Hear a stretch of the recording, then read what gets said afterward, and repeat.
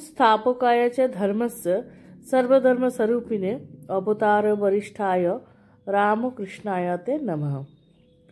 কাশীপুর উদ্যানে ঠাকুর যখন ক্যান্সার রোগের যন্ত্রণায় অস্থির হয়েছেন, ভাতে তরল মণ্ড পর্যন্ত গলৎকরণ হইতেছে না, তখন একদিন নরেন্দ্র ঠাকুরের নিকট বসিয়া ভাবিতেছেন, এই যন্ত্রণার মধ্যে যদি বলেন যে আমি সেই ঈশ্বরের অবতার, তাহলে বিশ্বাস হয়।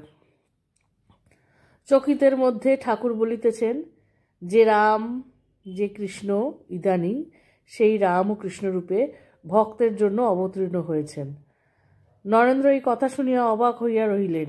ঠাকুর স্বধামে গমন করিলেন। তারপর নরেন্দ্র সন্ন্যাসী হইয়া অনেক সাধন ভজন তপস্যা করিলেন। তখন তাহার হৃদয়ের মধ্যে অবতার সম্বন্ধে ঠাকুরের মহাবাক্য সকল যেন আরও প্রস্ফুটিত হইতে লাগিল।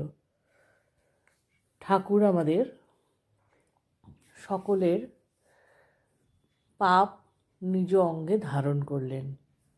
যোগ, বিয়োগ, গুণ ও ভাগ কাহাকে বলে? ঠাকুরের ব্যাখ্যা এক অভিনবত্ব আছে। প্রথমে নিজেকে ঈশ্বরের সাথে যুক্ত করো, ইহাকে যোগ বলে। ঈশ্বরের সাথে যুক্ত হলেই তোমার ভিতর যাবতীয় মন্দভাব বা খারাপ অভ্যাসগুলি বিয়োগ বা বাতিল হয়ে যাবে, ইহাকে বলা হয় বিয়োগ। এইরূপে তোমার চরিত্রে বিবিধ ভালো গুণগুলো অতিরঞ্জিত হইয়া উঠিবে। তুমি একজন গুণী ব্যক্তিতে পরিণত হবে, একেই বলে গুণ। অতঃপর সমস্ত গুণরাশি সবার মধ্যে ভাগ করে দাও, ইহাকে বলে ভাগ। ঠাকুরের শিক্ষায় আমরা যদি শিক্ষিত হই, তাহলে আমাদের জীবনের অনেক অংশে অসুস্থতা, দুঃখ, যন্ত্রণা কমে যাবে।